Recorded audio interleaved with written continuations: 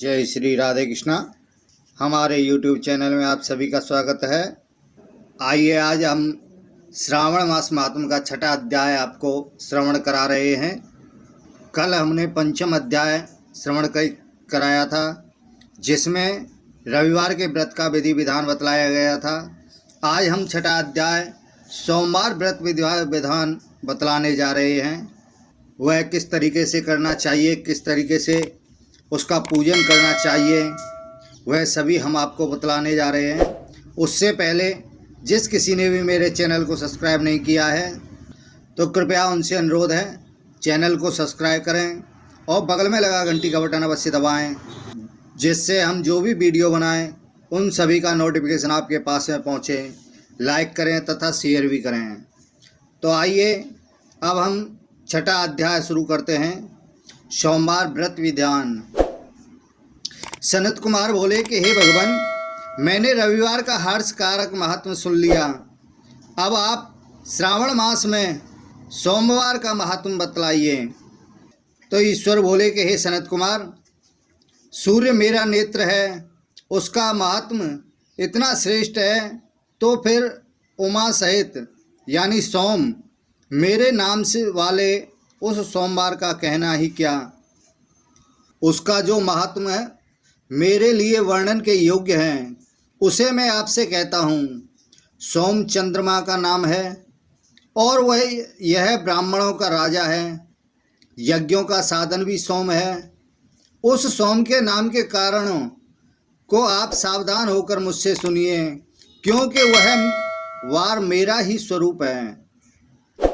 इसे सोम कहा गया है, इसलिए यह समस्त राज्य का प्रदाता तथा श्रेष्ठ है।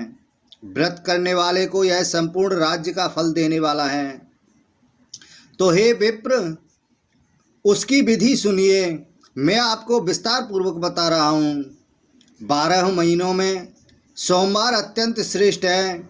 उन मासों में यदि सोमवार व्रत व्यक्ति करने में असमर्थ है तो श्रावण मास में इसे अवश्य करना चाहिए। इस मास में इस व्रत को करके मनुष्य वर्ष भर के लिए व्रत का फल प्राप्त करता है। श्रावण में शुक्ल पक्ष के प्रथम सोमवार को यह संकल्प करे कि मैं विधिवत इस व्रत को करूँगा या करूँगी, शिवजी मुझ पर प्रसन्न हो। इस प्रकार 4 सोमवार या 5 सोमवार आए तो उसमें भी प्रातःकाल यह संकल्प करें और रात्रि में शिवजी का पूजन करें। 16 उपचारों से सायंकाल में भी शिवजी की पूजा करें और एकाग्र चित्त होकर इस दिव्य कथा का श्रवण करें। तो हे सनत कुमार, इस सोमवार की कही जाने वाली विधि को अब मुझसे सुनिए। श्रावण मास के प्रथम सोमवार को इस श्रेष्ठ व्रत को प्रारंभ करें। मनुष्य को चाहिए कि अच्छी तरह स्नान करके पवित्र होकर श्वेत वस्त्र धारण कर ले और काम, क्रोध, अहंकार, द्वेष, निंदा आदि का त्याग करके मालती, मल्लिका आदि श्वेत पुष्पों को लेकर के आए। इनके अतिरिक्त अन्य विविध पुष्पों से तथा अभीष्ट पूजनोपचारों के द्वारा त्र्यंबकम यजामहे सुगंधि पुष्टिवर्धनम उर्वारुकमेव वंदनात् मृत्योर्मुक्षीयमामृतात्, इस मूल मंत्र से शिवजी की पूजा करें। इसके बाद कहे कि मैं सब भावनाश महादेव, उग्रनाथ, भाव, शशिमौली, रुद्र, नीलकंठ, शिव तथा भवहारी का ध्यान करता हूँ। इस प्रकार अपने विभव के अनुसार मनोहर उपचारों से देवेश शिव का विधिवत पूजन करें। जो इस व्रत को करता है उसके पुण्य फल को सुनिए। जो लोग सोमवार के दिन पार्वती सहित शिव की पूजा करते हैं वे पुनरावृत्ति से रहित अक्षय लोक प्राप्त करते हैं। तो हे सनत कुमार, इस महीने में नक्त व्रत से जो पुण्य प्राप्त होता है उसे मैं कहता हूँ।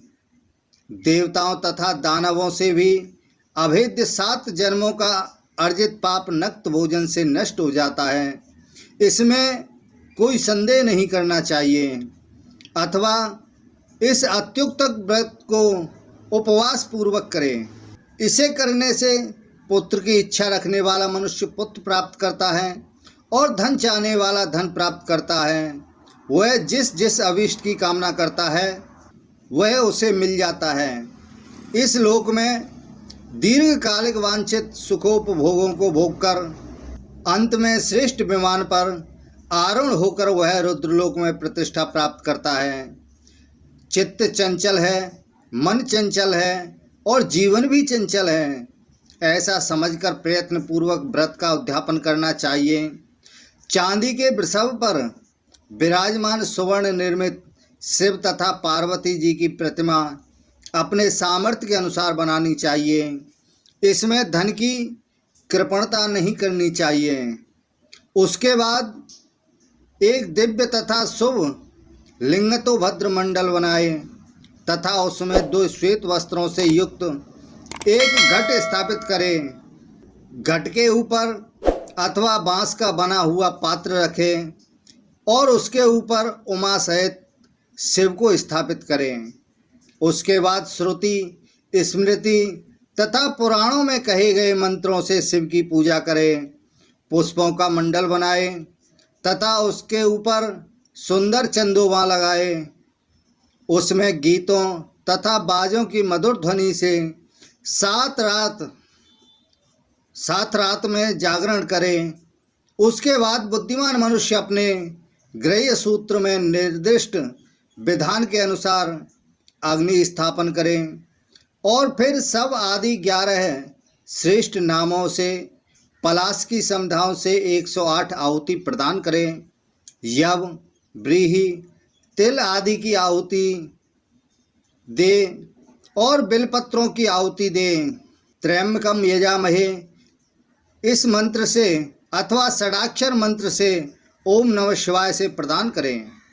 उसके बाद स्विष्टकृत होम करके पूर्णाहुति देकर आचार्य का पूजन करें और बाद में उन्हें गौ का प्रदान करें। उसके बाद 11 श्रेष्ठ ब्राह्मणों को भोजन कराए तथा उन्हें वंश पात्र सहित 11 घाट प्रदान करें। इसके बाद पूजित देवताओं को तथा देवता को अर्पित सभी सामग्री आचार्य को दें और उसके पश्चात प्रार्थना करें, मेरा व्रत परिपूर्ण हो और शिवजी मुझ पर प्रसन्न हो। उसके बाद बंधुओं के साथ हर्षपूर्वक भोजन करें।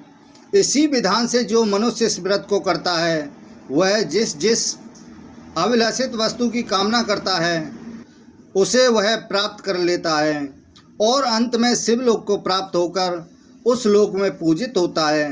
तो हे सनत कुमार, सर्वप्रथम श्री कृष्ण ने इस मंगलकारी सोमवार का व्रत किया था। श्रेष्ठ आस्तिक और धर्मपरायण राजाओं ने भी इस व्रत को किया था। जो इस व्रत का नित्य श्रवण करता है वह भी उस व्रत के करने का फल प्राप्त करता है।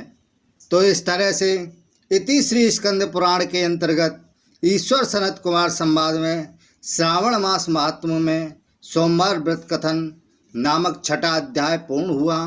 बोलो शंकर भगवान की जय। कल हम आपको 7वां अध्याय का श्रवण कराएंगे। तो आज के लिए बस इतना ही। जिस किसी ने भी मेरे चैनल को सब्सक्राइब नहीं किया है तो कृपया सब्सक्राइब करें और लाइक करें तथा बगल में लगा घंटी का बटन दबाना ना भूलें, जिससे हम जो भी वीडियो बनाएं उन सभी का नोटिफिकेशन आपके पास पहुंचे। इसी के साथ ही जय श्री राधे कृष्णा।